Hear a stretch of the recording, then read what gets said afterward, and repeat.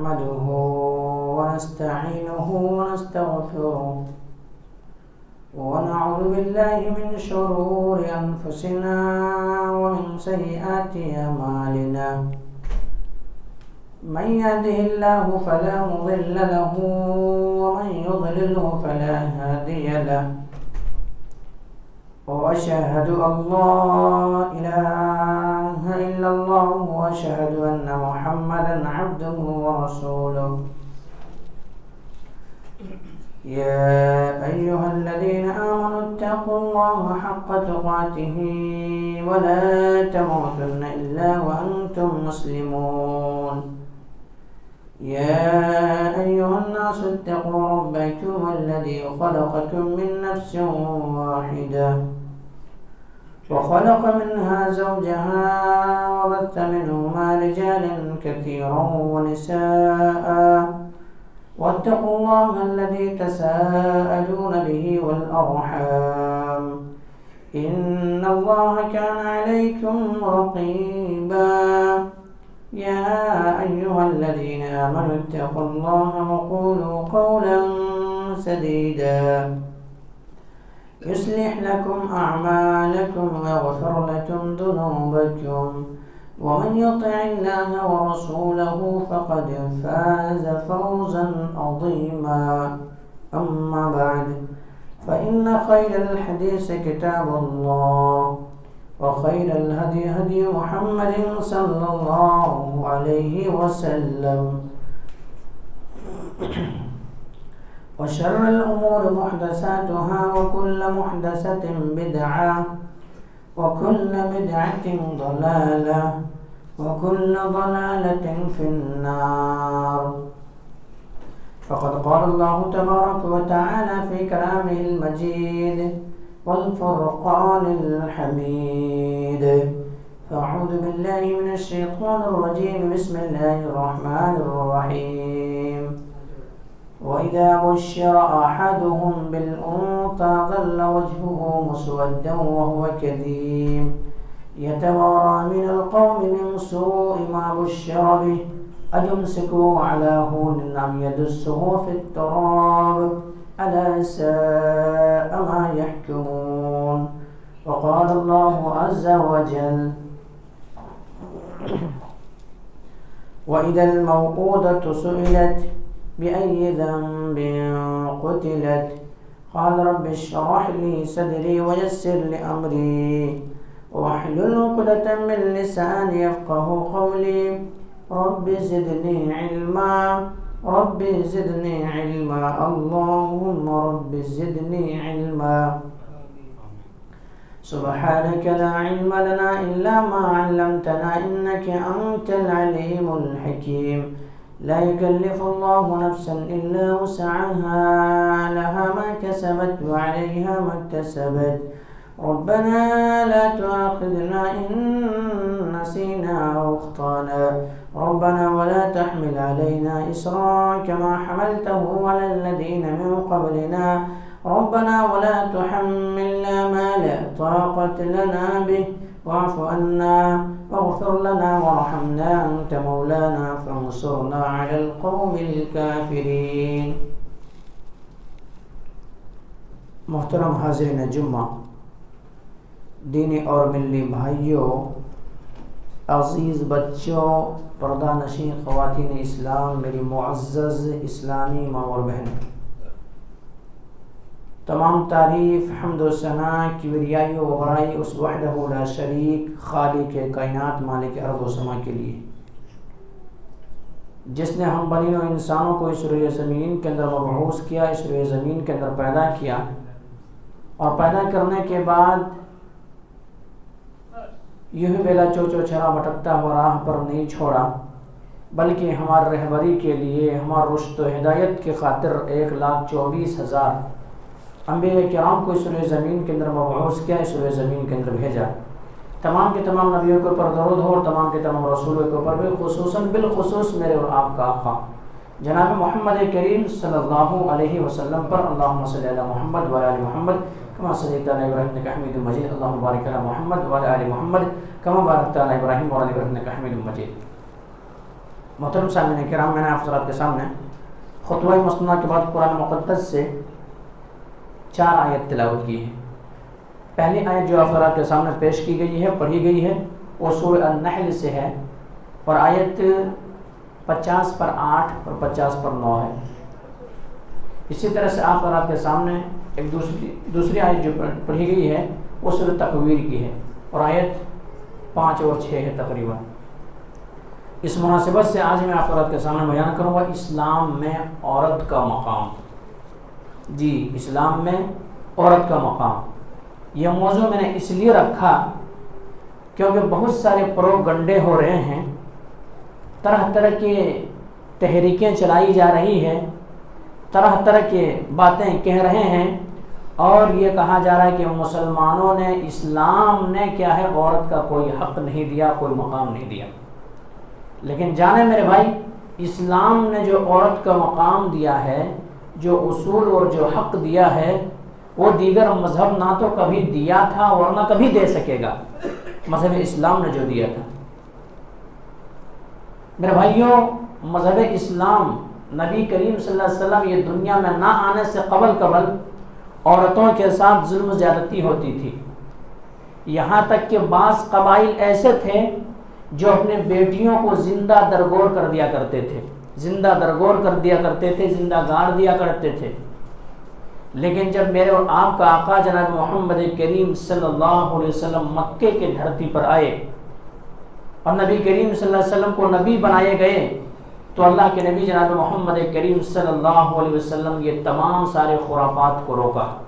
تمام سارے خرافات کو روکا۔ پہلے جانیں کہ دیگر مذاہب والے کیا مقام دیا تھا عورتوں کو، اس کے بعد اسلام دیکھیں گے اسلام نے کیا دیا۔ میرے بھائیوں، آج ملک ہندوستان کے اندر ہم اور آپ رہتے ہیں، تو ملک ہندوستان کے اندر بھی یہ ایک قانون پایا جاتا تھا ستی کے نام سے، اور تقریباً یہ کب ختم ہوا ہے؟ 1829 میں ختم ہوا ہے۔ لیکن اس سے قبل یہ چیز پایا جاتا تھا، اور عورتوں کے ساتھ اگر کسی کا شوہر مر گیا ہے تو ان کے چتا کے ساتھ بیوی کو بھی زندہ جلا دیا جاتا تھا۔ ہندوستانی قانون تھا یہ، ہندوستان کے اندر یہ کیا جاتا تھا۔ لیکن جب وہ راجا رام موہن، ان کے بھابھی کا انتقال ہو گیا اصول کے مطابق، کیونکہ شوہر پہلے مر چکا ہے، بیوی زندہ ہے، اب شوہر کے چتا میں کیا ہے، ان کی بیوی کو بھی جلنا ہے۔ اور جب وہ لوگ پھیرا لگاتے تھے اسی وقت یہ کہا جاتا تھا کہ جینا مرنے کے قسم کھائے ہیں، سانپ مریں گے سانپ جئیں گے، یہ اصول تھا اس طرح سے۔ تو ٹھیک جب ان کے لاش کو جلایا جانے لگا، ان کے بھابھی کو بھی پورے کپڑے وغیرہ میں لپیٹ کر لایا گیا تاکہ ان کے شوہر کی چتا کے ساتھ ان کو بھی جلا دیا جائے۔ اس آگ میں ڈالنا ہی والا تھا کہ راجا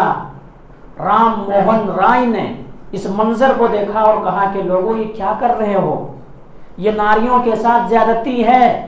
اگر یہ زیادتی نہیں ہے تو پھر میں نہیں جانتا کہ اس سے بڑی زیادتی اور کیا ہے۔ ارے زندہ جی کسی انسان کو مردہ ہے جلانا، یہ بات سمجھ میں آتی ہے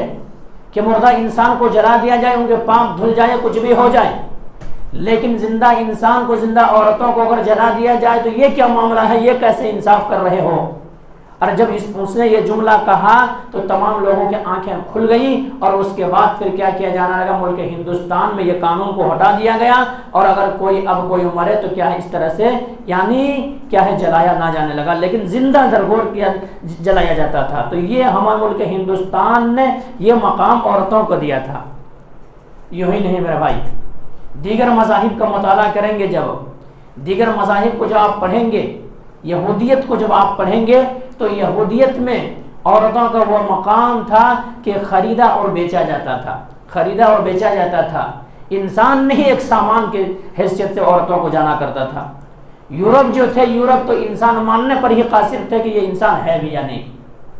عیسائی جو تھے، عیسائی مذہب کے اندر عورتوں کے ساتھ، عورتوں کو تو اس طرح سے کیا کہتا تھا، یعنی یہ گناہوں کا پتلا ہے، گناہوں کی دیوی ہے، گناہ ان سے سرزد ہوتی ہے، اگر کسی کو کوئی قابل انسان بننا ہے تو عورتوں سے دور رہنا ہے۔ تو اس طرح کے کیا کیے، مقام دیے۔ نبی کریم صلی اللہ علیہ وسلم آنے سے قبل عورتوں کے ساتھ زندہ درگور کیا جاتا تھا، زندہ گاڑ دیا جاتا تھا۔ لیکن جب میرے آپ کا آقا جناب محمد کریم صلی اللہ علیہ وسلم آئے تو یہ تمام سارے خرافات کو روکے۔ آئیے تفسیر قرطبی کے اندر سورہ انعام کی قد خسر الذین قتلوا اولادہم، یہاں اس آیت کی تفسیر کرتے ہوئے تفسیر قرطبی نے ایک واقعہ نقل کیا ہے کہ اللہ کے نبی جناب محمد کریم صلی اللہ علیہ وسلم کی خدمت میں ایک صحابی رسول آتے اور اللہ کے نبی جناب محمد کریم صلی اللہ علیہ وسلم جب بھی اس صحابی رسول کو دیکھتے تو ایسا ہوتا کہ وہ غمگین نظر آتے، غمزدہ نظر آتے، ان کے چہرے پر مسکراہٹ غائب ہو گئی تھی، کبھی مسکراتے نہیں۔ اللہ کے نبی جناب محمد کریم صلی اللہ علیہ وسلم نے ایک مرتبہ پوچھ لیا، سوال کر لیا کہ اے میرے ساتھی تم غمگین کیوں رہتے ہو، غم زدہ کیوں رہتے ہو، یہ حالت اور یہ کیفیت تمہاری کیوں ہے؟ انہوں نے کہا اللہ کے نبی جناب محمد کریم صلی اللہ علیہ وسلم جوان ذاہیت میں نے ایک پاپ کیا ہے، میں نے ایک گناہ کیا ہے، اس گناہ کی پاداش اور وہی گناہ جب میرے کانوں میں ٹکراتی ہے اور جب میں سوچتا ہوں تو اللہ کے نبی جناب محمد کریم صلی اللہ علیہ وسلم میرے خوشیاں غائب ہو جاتی ہیں، میں غمگین ہو جاتا ہوں، غم زدہ ہو جاتا ہوں۔ اللہ کے نبی نے کہا کہ میرے ساتھی تم نے وہ کون سے ایسے پاپ کیا، کون سے ایسے گناہ کیا جو آج بھی تمہیں ستا رہی ہے، آج بھی تمہیں غم زدہ کر رہی ہے، آج بھی تم غم زدہ ہو، کیا وجہ، کیا پاپ کیے ہو؟ انہوں نے کہا اللہ کے نبی جناب محمد کریم صلی اللہ علیہ وسلم ہمارے گھر کے اندر میں نے شادی کیا، شادی کرنے کے بعد میں کاروبار کے لیے نکل گیا، بیوی حاملہ سے تھی، میں نے سوچا کہ ہمارے گھر کے اندر کوئی بیٹا پیدا ہوگا تو انہیں میں ایسا کروں گا، لات و عزا کے سامنے لے کر کے جاؤں گا، مٹھائیاں تقسیم کروں گا، لوگوں کے سامنے کہوں گا کہ اللہ کیا کیا ہے، اللہ نے ہمیں بیٹا دیا ہے، یہ معاملہ کروں گا اور بڑے لوگ خوش ہو جائیں گے۔ لیکن میں کیا دیکھتا ہوں، جب میں وہاں سے آیا ہوں تو ہمارے گھر کے اندر بچی ہے، کئی دن تک، کئی مہینے تک، کئی سال تک تو اس بچی کو مجھ سے دور رکھا گیا کہ کہیں درندے صفت یہ شوہر اس کیا ہے لوگوں کے آر کے ڈر سے کہیں ایسا نہ کر دیا جائے کہ زندہ درگور نہ کر دے۔ میرے بیوی نے چھپا چھپا کر کے رکھا۔ آخرکار میرے سامنے ایک بار بچی کو لایا گیا، بڑی بڑی خوبصورت بچی ہے، توتلی انداز میں باتیں کرتی ہے، خوبصورت ہے، کبھی بالوں کو سہلاتی ہے، کبھی داڑھی کو پکڑتی ہے، یہ معاملہ ہے۔ میں بھی بچی سے پیار کرنے لگا،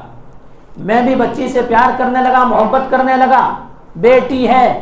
معصوم ہے، میں بھی پیار کرنے لگا۔ آخرکار میرے ضمیر نے جھنجھوڑا کہ اگر تمہارے گھر یہ بچی رہے گی، یہ پرورش پائے گی، یہ پڑھے گی، بڑھے گی، تو پھر تمہیں کسی کو داماد بنانا پڑے گا، اور داماد جب کھوجنے کے لیے جاؤ گے، تلاش کرنے کے لیے جاؤ گے، تب لوگ تمہارے اوپر تھوکیں گے اور تمہاری آر تمہیں محسوس کرنا پڑے گا۔ اس لیے کیا کرنا ہے، ان کو زندہ درگور کر دو۔ میں نے سوچ کو دبایا، بار بار اسی طرح سوچ آتا رہا، اور آخرکار نفس امارہ نے مجھے ابھارا، اور ابھارنے کے بعد میں نے کیا کیا، اس بچی کو میں نے اپنے بیوی سے کہا کہ اس بچی کو تیار کرو، میں کہیں ان کو لے کے جانا ہے، ان کو کہیں ملا کر کے لانا ہے، گھما سیر و تفریح کے لے کے جانا ہے۔ میں نے اپنے بچی کو لے کے گیا۔ میری بیوی بار بار کہہ رہی ہے کہ میرے شوہر یہ امانت ہے، یہ امانت ہے، آپ کو امانت دے کر کے بھیج رہی ہوں، سونپ رہی ہوں، امانت کو واپس لانا۔ میں نے بیوی سے وعدہ کر لیا کہ امانت کے اندر خیانت نہیں ہوگی، میں کچھ بھی نہیں کروں گا۔ آخرکار میں لے کر کے چلا گیا، نکلا جنگل و بیابان میں نکل گیا۔ وہاں پر تفسیر قرطبی نے نقل ایسا کیا ہے کہ وہاں جنگل و بیابان میں جب میں پہنچا تو وہاں ایک کنواں میں نے ایک کنواں دیکھا۔ کنواں دیکھنے کے بعد میں ایسا کرتا ہوں کہ اس کنویں پہ جھانک کے دیکھتا ہوں۔ میری بچی سمجھ گئی کہ آخرکار مجھے اس کنویں کے حوالے ہونا ہے، آخر میرے باپ درندے صفت باپ مجھے اس کنویں میں ڈالنے والے ہیں، میں کیا کروں؟ آخرکار میں نے دیکھا بچی بھی میرے پاس آ گئی، بچی بھی جھانکنے لگی۔ اس کے بعد میں نے کیا کہ پیچھے سے دھکا دیا اور کنویں میں بچی کو کیا کیا، کنویں میں پھینک دیا۔ وہی آواز کانوں میں ٹکرا رہی ہے، آواز کانوں میں آ رہی ہے، وہ بچی ابھی بھی کہہ رہی ہے قد قتلتنی یا ابتی قد قتلتنی یا ابتی قد قتلتنی یا ابتی قد قتلتنی۔ اے والد محترم، اے ابو جان، آپ نے مجھے کیوں قتل کیا ہے؟ آپ نے مجھے کیوں قتل کیا؟ ابو جان آپ اس کے حوالے کیوں کر کے جا رہے ہیں؟ آخر کار میرے کانوں میں آواز ٹکراتی رہی، لیکن وہ دن بھی دیکھا کہ وہ آواز غائب ہو گیا، کیونکہ بچی مر چکی ہے۔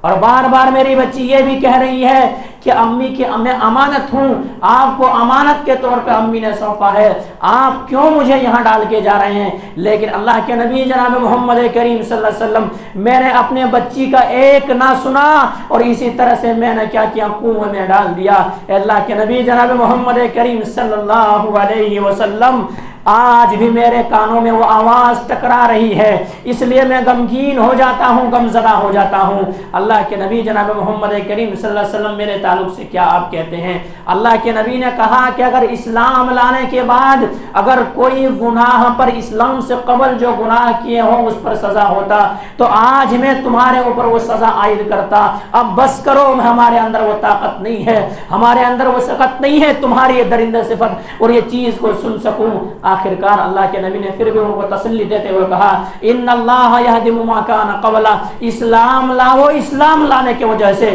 تمہارے تمام گناہ معاف ہو جائیں گے، تمام پاپ معاف ہو جائیں گے۔ تو میرے بھائیو، یہ تھا عورتوں کا مقام زمانے جاہلیت نے۔ جب اسلام آیا تو کیا مقام دیا میرے بھائی، آگے چل کے میں بتاؤں گا۔ یوں ہی نہیں میرے بھائی،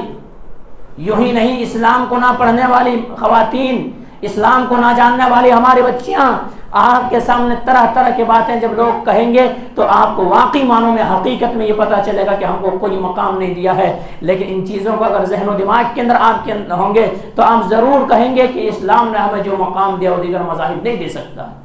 یوں ہی نہیں میرے بھائیوں، بلکہ عورتوں کو میراث میں سے حصہ نہیں دیا جاتا تھا، لیکن اللہ تبارک و تعالی جب اسلام آیا اللہ نے فرض قرار دیا، جہاں پر بچوں کا حصہ ہے وہاں پر بچیوں کا بھی حصہ ہے۔ اگر بچے کو 1 روپے ملتا ہے تو بچی کو 50 پیسہ ضرور ملیں گے، یعنی 2 حصے مردوں کو اگر مل رہے ہیں تو 1 حصے بچیوں کو ضرور ملیں گے۔ اسلام نے یہ قانون دیا، یہ اصول دیا، یہ مقام دیا۔ یوں ہی نہیں میرے بھائیوں، زمانے جاہلیت میں عورتوں کے ساتھ اگر حیض و نفاس شروع ہو جائے تو ان کے ہاتھ کے کوئی پانی تک نہ پیتے تھے، پانی تک نہیں پیتے تھے، ان کو گھر کو سے الگ کر دیا کرتے تھے۔ لیکن میرے آپ کا آقا جناب محمد کریم صلی اللہ علیہ وسلم جب آئے، اسلام جب آیا تو عورتوں کو وہ حقوق دیا کہ وہ تمام ساری چیزیں ایک انسان کریں گے، صرف کیا ہے ان سے مجامعت اور مباشرت نہیں کریں گے، یہ مقام دیا۔ تو اس طرح سے یوں ہی نہیں میرے بھائی، بلکہ اسلام جب آیا تو اللہ کے نبی جناب محمد کریم صلی اللہ علیہ وسلم نے کہا کہ اگر کسی کے پاس 3 بیٹیاں ہیں یا 3 بہنیں ہیں، اگر اچھی طرح سے پرورش کرتا ہے، اچھی تعلیم دیتا ہے، اچھے کھلاتا پلاتا ہے اور اچھے دیندار گھرانے کے اندر شادی کر دیتا ہے تو جنت واجب ہو جائے گی اس انسان کے اوپر۔ جنت واجب ہے، 3 بہنیں یا 3 بیٹیاں۔ اللہ کے نبی جناب محمد کریم صلی اللہ علیہ وسلم سوال کیا گیا کیا 2 کے تعلق سے بھی یہی ہے؟ آپ نے کہا 2 کے تعلق 2 کے لیے بھی یہ خوشخبری ہے۔ کہا کیا 1 کے تعلق سے بھی یہی ہے؟ کہا 1 کے تعلق سے بھی یہ خوشخبری ہے۔ تو یہ چیز ہے، اگر کوئی کسی کا بہن ہے تو یہ بہن جنت میں جانے کے ذریعہ بنے گی، اگر کسی کا بیٹی ہے تو یہی بیٹی جنت میں جانے کے ذریعہ بنے گی۔ تو یہ چیز ہے میرے بھائی، اسلام نے یہ مقام عورتوں کو دیا، اور اللہ تبارک و تعالی نے یہی تو کہا ہے وَإِذَا بُشِّرَ أَحَدُهُم بِالْأُنثَىٰ ظَلَّ وَجْهُهُ مُسْوَدًّا وَهُوَ كَظِيمٌ يَتَوَارَىٰ مِنَ الْقَوْمِ مِنْ سُوءِ مَا بُشِّرَ بِهِ أَيُمْسِكُهُ عَلَىٰ هُونٍ أَمْ يَدُسُّهُ فِي التُّرَابِ أَلَا سَاءَ مَا يَحْكُمُونَ۔ جب انہیں بچیوں کی خوشخبری سنائی جاتی، بچی ہونے کی خوشخبری دی جاتی تو ان کے منہ کالا ہو جاتے اور لوگوں سے چھپتے پھرتے کہ میں کیا کروں، اس آر برداشت کروں یا یدسہ فی التراب، مٹی کے اندر انہیں دفن کر دوں، گاڑ دوں۔ الا ساء ما یحکمون، تمہارا کیسا فیصلہ ہے، تمہارا کیسا فیصلہ ہے۔ اللہ ہی تو ہے جو بیٹا دیتا ہے، اللہ ہی تو ہے جو بیٹیاں دیتا ہے، اللہ ہی تو ہے صرف بیٹا ہی دیتا ہے، اللہ ہی تو ہے صرف بیٹیاں ہی دیتا ہے، اللہ ہی تو ہے جس کو چاہے اولاد سے محروم کر دیتا ہے۔ یہب لمن یشاء اناثا ویہب لمن یشاء لمن ذکور، کیسا ہے کہ اللہ او یزوجہ ذکرانا او اناثا، تو یہ ہے اللہ ہی عطا کرتا ہے میرے بھائی، یہ کون دے سکتا ہے؟ اگر کس کے پاس اولاد نہ ہو، پورے دنیا کے ڈاکٹر مل جائے، پورے انسانیت مل جائے، نہیں لے سکتا، یہ اللہ عطا کرنے والا ہے۔ تو ایسے فیصلہ بچیوں کے الگ ساتھ سلوک اور دیگر لوگوں کے ساتھ الگ سلوک، یہ کیسا ہے؟ یوں ہی نہیں میرے بھائی، آئیے میں ملک ہندوستان کو بتاؤں۔ ملک ہندوستان کے سروے جب کیا گیا اور بتایا کہ ہاسپٹل کو چھانا گیا، دیگر جگہوں کو دیکھا گیا، تو تقریباً 1 سال کے اندر، 1 سال میں ایسا 1,12,00,000 رحم مادر ہی سے بچیوں کو ختم کر دیا جاتا تھا، رحم مادر ہی سے ختم کر دیا جاتا تھا۔ تو ملک ہندوستان نے پھر قانون لاگو کیا کہ اگر کسی کے رحم مادر کے اندر بچہ ہے یا بچی، یہ انفارمیشن نہ دیا جائے، نہ بتایا جائے، اور ہر جگہ لگا دیا گیا، بڑے بڑے ہاسپٹل کے اندر لگا دیا گیا کہ یہ تمہاری اس طرح سے نہ کیا جائے، یہ بنت حوا کے ساتھ، بچیوں کے ساتھ یہ سلوک نہ کیا جائے۔ تو یہ سلوک کیا جاتا تھا، لیکن اسلام جب آیا تو اسلام نے یہ پیغام دیا، اسلام نے یہ مقام دیا۔ تو میرے بھائیوں، آج اسلام بچیوں کو، عورتوں کو پردے کے تعلق سے کہتا ہے کہ پردے کر کے نکلا جائے، تبھی پھر کہا جاتا ہے کہ دیکھو اسلام 4 دیواری کے اندر عورتوں کو بند کر دیا، قید کر دیا، اب کہیں نکل نہیں سکتی، کہیں جائیں گی تو برقع پہن کے جائے گی، دیگر جگہیں جائے گی تو یہ ہوگی وہ ہوگی، اس طرح سے نبھایا۔ میرے بھائیوں، یہی ہے کیونکہ اسلام نے وہ مقام دیا عورتوں کو، اسی لیے وہ اس لیے برقع میں چھپا کر کے رکھنے کو کہا ہے، برقع میں چھپا کر کے رکھنے کو کہا ہے۔ کوئی قیمتی سے قیمتی چیز اگر ہے ان کو چھپا کر ہی رکھا جاتا ہے۔ تو یہ اپنے شوہر کے لیے ملکہ ہے، یہ اپنے باپ کی عزت ہے، اپنے بہن کی عزت، اپنے بھائی کی عزت ہے، اپنے خاندان کی عزت ہے، اپنے معاشرے کی عزت ہے، اس لیے اس عزت کو اسلام نے چھپا کر کے رکھا ہے۔ اور کیا کہا ہے؟ یا ایھا النبی قل لازواجک وبناتک ونساء المؤمنین یدنین علیہم من جلابیبہن، ایسا کرو، گھروں سے نکلو تو جلباب اوڑھ لیا کرو، جلباب اوڑھ لیا کرو تو گھر سے نکلو۔ اور اللہ کے نبی جناب محمد کریم صلی اللہ علیہ وسلم نے کہا کہ کوئی بھی خواتین، کوئی بھی عورت اکیلے سفر نہ کرے، اکیلے سفر نہ کرے۔ ہاں، اگر ان کے محرم ان کے ساتھ ہے، ان کے بھائی ہے، ان کے بیٹے ہیں، ان کے اور کوئی جو ان سے جن سے نکاح کرنا جائز نہیں، وہ ان کے اگر ساتھ ہے تو سفر کر سکتے، یہاں تک کہ حج کا بھی سفر نہ کر سکتے، حج کا بھی سفر کرنا ممنوع ہے۔ آپ کروڑ پتی ہیں، آپ کے پاس سب کچھ ہے، لیکن آپ کے پاس اگر محرم نہیں ہے آپ حج کو نہیں جا سکتے۔ آپ کے لیے حج کیا ہے؟ حج ساقط وہاں پہ ہو جائیں گے پیسے کا۔ اللہ کے نبی جناب محمد کریم صلی اللہ علیہ وسلم نے جب یہ کہا تو ایک صحابی رسول اٹھے کہ اللہ کے نبی جناب محمد کریم صلی اللہ علیہ وسلم، میں حج پر میری بیوی حج کو جا رہی ہے اور میں فلاں غزوات میں اپنا نام لکھوا چکا ہوں، اللہ کے نبی کیا کروں؟ اللہ کے نبی نے کہا جا بیوی کے ساتھ تو حج، یعنی بیوی کے ساتھ رہا، حج کرنے کی ضرورت نہیں ہے، حج کرنے کی ضرورت نہیں ہے۔ آج ہمارے مسلم معاشرے، آج ہمارے سوسائٹی اور سماج کے اندر کیا کرتے ہیں؟ عورتوں کو، بچیوں کو اکیلے سفر میں چھوڑ دیتے ہیں، اکیلے سفر میں چھوڑ دیتے ہیں۔ جو حدیث کو جب پشے پشت ڈالیں گے، حدیث کے اوپر عمل نہیں کریں گے تو وہی دن دیکھنا پڑے گا جو کہ ہمارے آپ کی نظروں کے سامنے ہے، ہمارے اور آپ کے نظروں کے سامنے ہے۔ جو وہ بچی کے ساتھ جو سلوک کیا گیا، اکیلے سفر کر رہی تھی، اکیلے سفر کر رہی تھی، کوئی 1-2 گھنٹے کی سفر نہیں ہے، جگتیال سے سدھی پیٹ کے بہت دور کا فاصلہ ہے،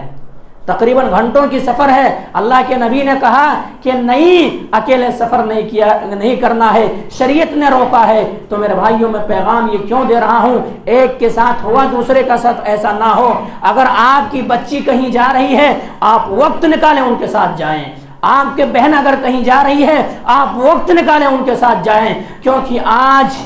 ملک ہندوستان کے حالات صحیح نہیں ہے، ملک ہندوستان کے حالات صحیح نہیں ہے۔ 2 نمبر کی شہری قرار دینے کی کوشش کی جا رہی ہے، ایک حقوق چھیننے کی کوشش کی جا رہی ہے، اور جب عزت لٹ جائیں گے اس وقت یہ نیتا، یہ ووٹ مانگنے والے فقیر ہمارے پاس آئیں گے اور ٹویٹ کر دیں گے، تھوڑا فیس بک میں لکھ دیں گے، ایسا نہیں ہونا تھا۔ عزت تو اب لٹ گیا، اب وہ کہنے سے کیا جانے کا اور کیا آنے کا۔ میرے بھائیوں، اس لیے ہمیں عزت کیا کرنا ہے، وہ سیلاب نہ آنے سے پہلے ہی کٹا باندھنا ہے۔ سیلاب جب آ گئی اس وقت کٹا باندھنے سے فائدہ نہیں ہے۔ اس لیے اسلام نے جو کہا ہے، شریعت نے جو کہا ہے، یہاں تک کہ حج کے سفر اکیلے عورت نہیں کر سکتی ہیں تو پھر اکیلے دیگر جگہوں کی سفر کیسے کر سکتی ہے؟ اس لیے میرے بھائیوں، کیا کریں، عورتوں کو اس طرح سے اکیلے نہ چھوڑا جائے، اکیلے نہ چھوڑا جائے۔ بچیوں کو اکیلے نہ چھوڑا جائے. اگر بہت ہی ضروری ہے آپ کو وقت نکالنا پڑے گا, کیونکہ آپ کیا ہے, آپ ذمہ دار ہیں. اگر آپ ذمہ داری کو نہیں نبھائے تو کل قیامت کے دن پکڑ ہوگی, اور ایسی سخت پکڑ ہوگی کہ اللہ کی گرفت سے بچ نہیں سکیں گے. اللہ کے نبی جناب محمد کریم صلی اللہ علیہ وسلم فرمایا, ما من عبد یسترعہ اللہ یموت یوم یموت وہو غاش لرعیتی الا حرم اللہ علیہ الجنہ. اگر کسی شخص کو اللہ نے ذمہ دار بنایا اور وہ شخص اپنی ذمہ داری کو صحیح ڈھنگ سے نہیں نبھاتا ہے, اسی ڈھنگ سے کیا ذمہ داری کو نہیں سمجھتا ہے, اور اسی طرح سے اپنے ماتحتوں کو دھوکے میں رکھتا ہے, اور اسی طرح سے اگر ان کی وفات ہو گئی بغیر توبہ کیے وہ مر گئے تو الا حرم اللہ علیہ الجنہ, جنت حرام ہو جائیں گے ایسوں کے اوپر. اس لیے آپ اپنی ذمہ داری کو سمجھیں,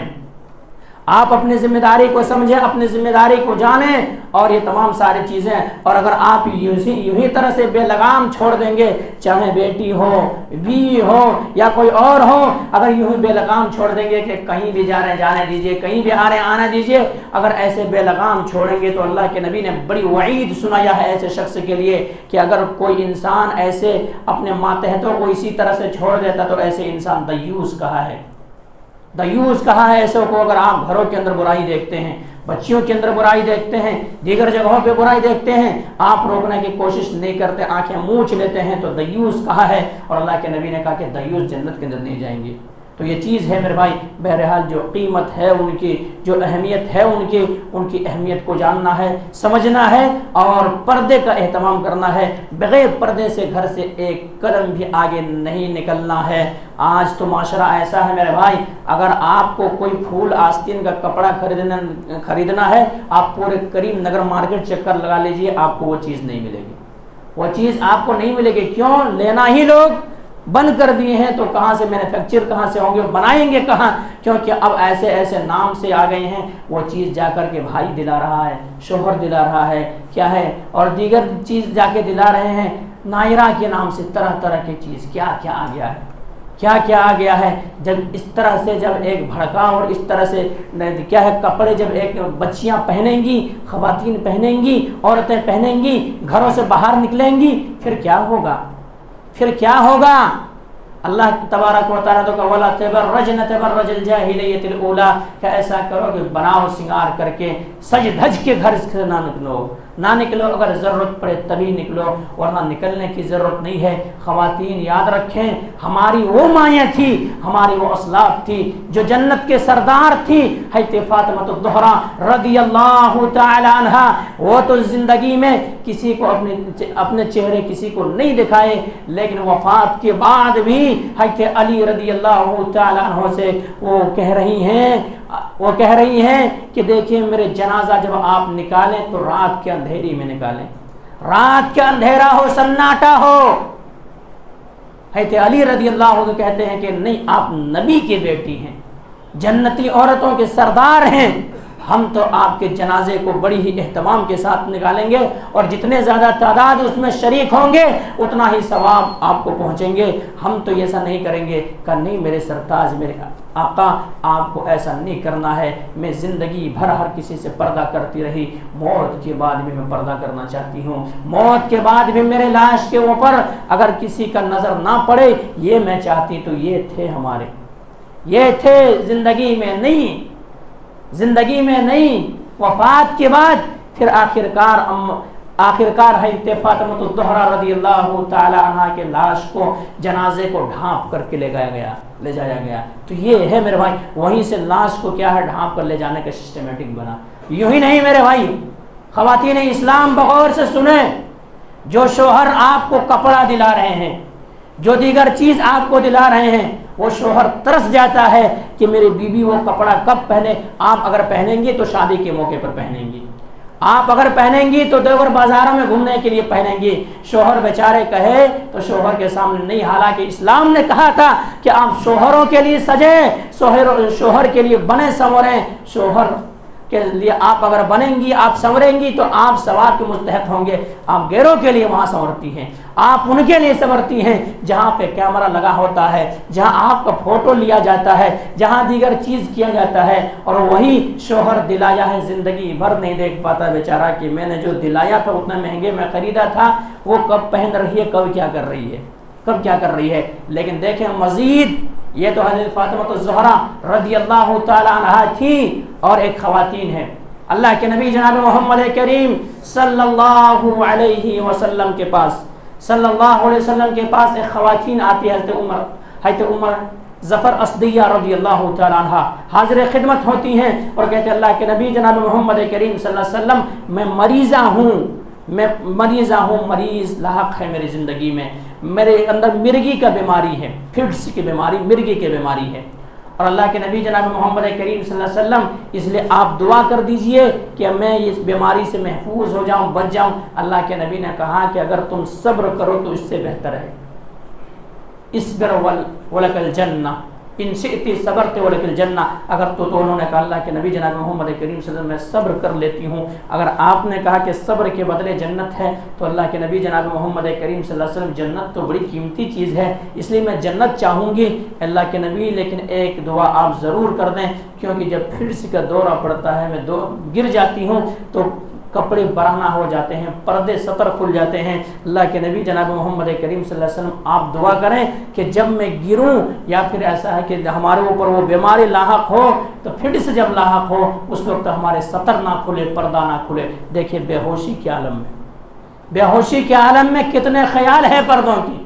لیکن آج کے اسلام کے ماننے والے، شریعت کو پڑھنے والے، اس نبی کو ماننے والے، حضرت فاطمہ الزہرا رضی اللہ عنہ جیسے نام رکھنے والے، سمیہ نام رکھنے والے،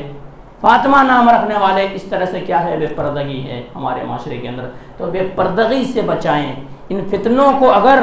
ارتداد کو، فتنے کو بھی اگر روکا جا سکتا ہے تو کیا ہے،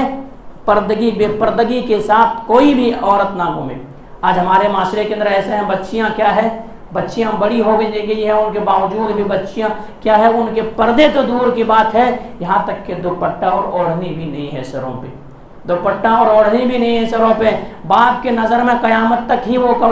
وہ بچی ہی رہے گی، لیکن اسلام نے کہا ہے کہ وہ ایسی حالت میں اگر ہے تو آپ کیا کرو، دوپٹے اوڑھ کے نکلو۔ حضرت عائشہ رضی اللہ تعالی عنہا کے پاس ان کی بھانجی ایک بار آئی، ان کے بھانجی آئی تو وہ کیا باریک دوپٹہ اوڑھی ہوئی تھی، باریک دوپٹہ۔ اما عائشہ رضی اللہ تعالیٰ عنہ نے اس منظر کو جب دیکھا تو غصے سے لال پیلا، اور اس کے بعد وہ اوڑھنے لیے اور پورے پھاڑ کے پھینک دی اور گھر سے ایک دوپٹہ نکال کے دی، یہ دوپٹہ لیے خیمار لو۔ اور انہوں نے کہا کہ کیا تم نے سورہ نور نہیں پڑھا؟ سورہ نور میں کیا حکم دے، یہی جلباب ہے، باریک، وہ باریک اس دور کے اندر اتنا بھی باریک نہیں ہوا کرتا تھا، لیکن آج کی باریکی دیکھیں، آج کے کپڑے کے ڈیزائن دیکھیں، آج کے حالات دیکھیں تو یہ چیز ہے۔ تو بہرحال کیا ہے، پردہ کرنا نہایت ہی ضروری ہے، نہایت ہی ضروری ہے۔ یہ بھیڑیے اور یہ انسان پروپیگنڈے کرنے والے یہ تو چاہتا ہے کہ کسی طرح سے بے لگام کر دیا جائے، کسی طرح سے عورتوں کو بے پردہ کر دیا جائے، کسی طرح سے ان کو حقوق و نسواں کے نام پر طرح طرح کے بہلا اور فسلا کر کے پردے سے باہر نکال دیا جائے، تاکہ کیا کیا جائے، تاکہ پھر ان کی عزت کو درندہ صفت نوچ سکے اور ان کی عزت سے کھلواڑ کر سکے، اور اس طرح سے ان کو اس طرح سے حالات پیش آ سکے۔ اس لیے تو وہ چاہتا ہے کہ کبھی کیا ہے، ورنہ میرے بھائیوں وہ دور میں آج ایسا ہے، خواتین کے ساتھ جو عزت اور جو احترام اسلام نے دیا ہے دیگر مذہب نہیں دے سکتا، نہ تو دیا تھا نہ دے سکے گا۔ آج تو اگر ایک کسی کو سیمپل بھی روپے کا بیچنا ہے تو اس کے اندر بھی اگر کوئی پرچار کر رہی ہے تو خواتین کر رہی ہے، عورت کر رہی ہے۔ کوئی چیز ہے اگر کار کہیں پہ بیچا جا رہا تو اس کی بھی پرچارک کون ہے؟ خواتین ہے۔ اگر کہیں ہے ایئر ہوسٹس کے نام پہ اگر کہیں پہ ہے دیگر جگہوں پہ تو عورت ہی کر رہی ہے۔ تو یہ چیزیں ہیں، تو یہی دیکھو اسلام نے ایسا نہیں کہا ہے، اسلام نے ذمہ داری رکھا ہے کہ اگر آپ کے اوپر ذمہ داری بنتی ہے آپ کما کے ان کو کھلائیں، آپ ان کی کمائی نہ کھائیں، تو یہ چیز ہے۔ تو بہرحال اسلام نے بڑی عزت دی ہے، اسلام نے بڑے مقام دیا ہے عورتوں کو، اسلام نے بڑی مقام دیا ہے، اسی لیے یہ ورنہ اس سے پہلے تو بڑا خطرناک معاملہ پیش ہوتا تھا، بہت طرح طرح کی باتیں ہوتی تھی، لیکن جب اسلام آیا تو اسلام نے تمام سارے چیزوں کو قدغن لگایا اور تمام چیزوں کو روکا، اور یہ چیز اسلام نے کیا ہے، پردے کو فرض قرار دیا، پردہ کرنا واجب ہے، بغیر پردے کے کوئی بھی ایک گھر سے بھی دوسرے گھر اگر کسی کو نکلنا ہے تو پردے کے ساتھ نکلے، ایک گھر سے ایسا نہیں، آج کیا کرتے ہیں، یہ یہیں سامنے کا گھر ہے، کیا ہوتا کہ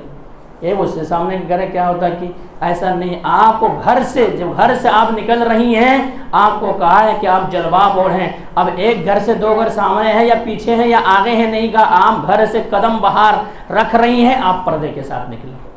بعض ایسے بھی خواتین ہوتی ہیں، اگر سامنے گھر ہے تو چلو مسجد کو نماز کو بھی جا رہی ہے تو کیا مطلب ہے، چلو پردہ کی ضرورت نہیں، ایسے ہے تو ایسا بھی نہیں، آپ کو ایسی بھی صورت میں پردہ کر کے آنا ہے، پردہ کر کے آنا ہے۔ اور پردہ کتنا کرنا، آج پردہ اللہ کے نبی جناب محمد کریم صلی اللہ علیہ وسلم کے ادوار میں خواتین کیسے سوچتی تھی، اللہ پر قربان چاہیے، قربان جائیے۔ اللہ کے نبی نے کہا کہ پردے کو کیا کرو، جلباب کو ایک بالشت لٹکا لیا کرو، ایک بالشت، یعنی اگر کسی کا اگر 7 فٹ اگر لمبائی ہے تو 8 فٹ ایک بالشت، 1 فٹ لمبا زیادہ رکھو۔ اللہ کے نبی جناب محمد کریم صلی اللہ علیہ وسلم کے پاس خواتین آئی، اللہ کے نبی جناب محمد کریم صلی اللہ علیہ وسلم 1 فٹ اگر ہم لٹکائیں گے، ایک بالشت اگر ہم لٹکائیں گے تو چلنے کی وجہ سے ہمارے پاؤں نظر آئیں گے، اللہ کے نبی نے کہا پھر 2 فٹ 2 بالشت لٹکا لیا کرو۔ اور حکم وہاں پر چینج ہو گیا کہ اگر کوئی انسان ایسا چلے، کوئی خواتین ایسا چلے، اگر اس کے اندر گندگی بھی لگ گئی ہے تو ایک جگہ گندگی لگی، دوسری جگہ صاف ہوں گے، تیسری جگہ لگیں گے، چوتھے جگہ صاف ہوں گے، اور وہ کپڑا ناپاک آپ کا نہیں ہوگا۔ کپڑا کیسا احترام ہے، کیسا احترام ہے، یوں نہیں بلکہ کہا کہ ایسا کرو زمانے جاہلیت کے طرح بن ٹھن کے نہ نکلو، اور کیا ہے پازیب پہن کر نہ نکلو، زمین پہ پاؤں کو مارتے ہوئے نہ نکلو، اس طرح سے کہا اسلام، یہ پردہ دیا۔ اسلام میں کیسے پردہ کہا ہے عورتوں کو، نماز میں انسان نماز پڑھنے کے لیے آتا ہے، اچھے نیت لے کر کے آتے ہیں، اور صحابہ کرام وہ دور کے اندر نماز پڑھتے تھے، لیکن ان کے باوجود بھی اللہ کے نبی نے دیکھا کہ مرد خواتین ایک ہی راستے سے گزر رہے ہیں، اللہ کے نبی نے استاخرنا، اے عورتوں کی جماعت، تمہیں کوئی حق نہیں ہے کہ تم ایسے مل کے چلو۔ جب اللہ کے نبی نے یہ حکم دیا، راوی حدیث بیان کرتی ہیں کہ ایسا ہے جب وہ خواتین چلتی تھی تو ایسا ہوتا تھا کہ یعنی دوپٹہ یہ اس میں دیواروں میں اٹک کے رہ جاتے تھے، الگ چلنا ہے، الگ چلنا ہے۔ آج ہر جگہ خلوت ہے، ہر جگہ پہ مخلوط ہے، ہر جگہ سے یہ چیز ہے، اس لیے چیز ہمیں اور آپ کو دیکھنا پڑ رہا۔ تو پورے باتوں کا خلاصہ اور نچوڑ یہ ہے میرے بھائی، یہ نچوڑ ہے میرے بھائی کہ دیکھیے شریعت نے کوئی چیز کو اگر شریعت نے اگر کوئی چیز اگر دیا ہے، اس میں ہمارا آپ کے لیے خیر ہے، اس میں ہمارے اور آپ کے لیے بھلائی ہے، ہمیں اور آپ کو سمجھ میں آئے نہ آئے، لیکن بعد میں ضرور جب عزت نکل جائے گی، عزت لٹ جائے گی، اس وقت سمجھ میں آئے گی بھی تو کیا فائدہ۔ اس لیے ہم نے اور آج جو شریعت جو اسلام ہمیں اور آپ کو دیا ہے، اس چیز کو ہم اور آپ اپنا لیں، اس پر عمل کریں، انشاءاللہ اسلام پر عمل کرنے کی وجہ سے، نبی کے باتوں پر عمل کرنے کی وجہ سے، قرآن پر عمل کرنے کی وجہ سے، اللہ کے بتائے ہوئے طریقے پر عمل کرنے کی وجہ سے انشاءاللہ ہر جگہ ہماری جیت ہوگی، انشاءاللہ ہر جگہ اللہ کی مدد آئے گی، اور ہمارے اور آپ کی عزت سلامت ہوں گے۔ اور ہم نے اور آپ نے پس پشت ڈال دیا شریعت کو، اسلام کو نہیں مانا، کھیل تماشا بنا دیا، پھر یہی ہوں گے کہ یہی معاملہ ہوں گے کہ کیا ہوں گے، پھر اسی طرح سے ہمارا آپ کی عزت نام ہوں گی۔ تو بہرحال یہیں سے بات کو ختم کرتے ہیں، اللہ تبارک و تعالیٰ سے دعا کرتے ہیں کہ مولا کریم جو بات کہی گئی ہے، سب سے پہلے تو ہم اور آپ کو ان باتوں کے اوپر اچھی سمجھ کے توفیق دے دے، اس کے بعد مولا کہ ہم تمام مسلمانوں کو تو جو شریعت نے ہمیں جس چیز کا پابند بنایا ہے مولا کریم اس پر عمل کرنے کی توفیق دے دے۔ مولا کریم جو خواتین اسلام ہیں جن کے ذہن و دماغ کے اندر طرح طرح کے خرافات بھر دیے گئے ہیں کہ تمہیں 4 دیواری کے اندر بند کر دیا گیا ہے، تمہارے کوئی اوقات نہیں ہے، تمہارے کوئی حیثیت نہیں ہے، تو میرے ماں اور بہنیں خواتین اسلام آپ کو بہت مقام دیا ہے، آپ بڑی عزت و احترام کے مالک ہیں، آپ ملکہ ہیں، اس لیے آپ کو چھپا کر کے رکھا گیا ہے۔ آپ لوگوں کے پروپیگنڈے میں، لوگوں کے بہکاوے میں نہ آئے، شریعت کو جاننے کی کوشش کریں، شریعت کو پڑھنے کی کوشش کریں، آپ کے اوپر بھی ذمہ داری بنتی ہے، فرض ہے آپ دین کو جاننے کی کوشش کریں، روزمرہ کی زندگی میں کم سے کم پیش آنے والے مسائل کو جاننے کی کوشش کریں۔ بہرحال آپ کو بہت مقام ہے، مولا کریم جو ان چیزوں کو غلط طریقے سے پیش کر رہا، مولا کریم تو انہیں نیک ہدایت دے دے۔ تقبل رب العالمین وقداونا الحمدللہ رب العالمین سبحان ربک رب العزت عما یصفون وسلام علی المرسلین والحمدللہ رب العالمین۔